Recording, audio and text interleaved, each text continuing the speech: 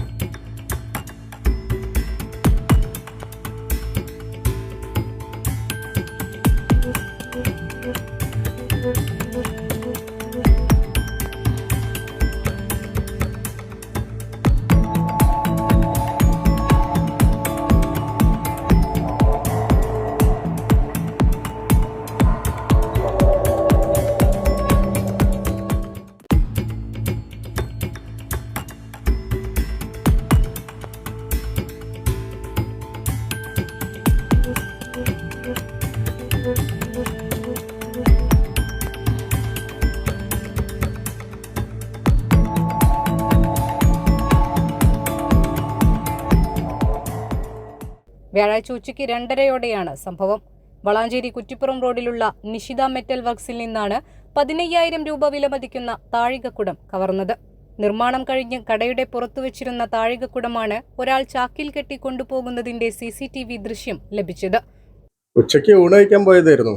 ഊണ് കഴിക്കാൻ പോയ ആ സമയം നോക്കിയിട്ട് 2:30-3 മണിയുടെ ഉള്ളിലാണ് ഈ മോഷണം നടക്കുന്നത്.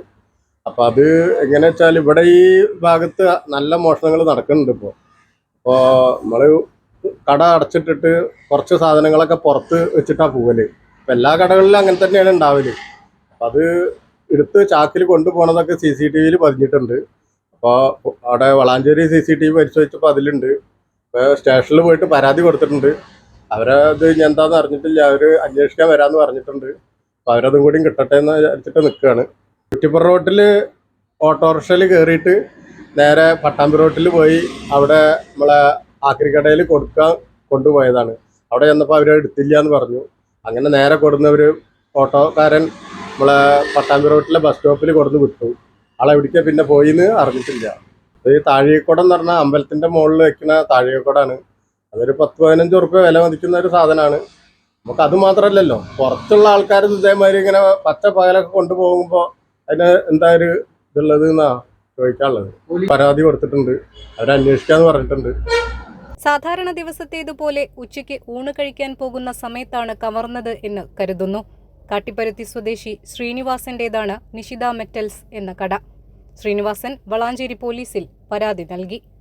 News desk 3Max live.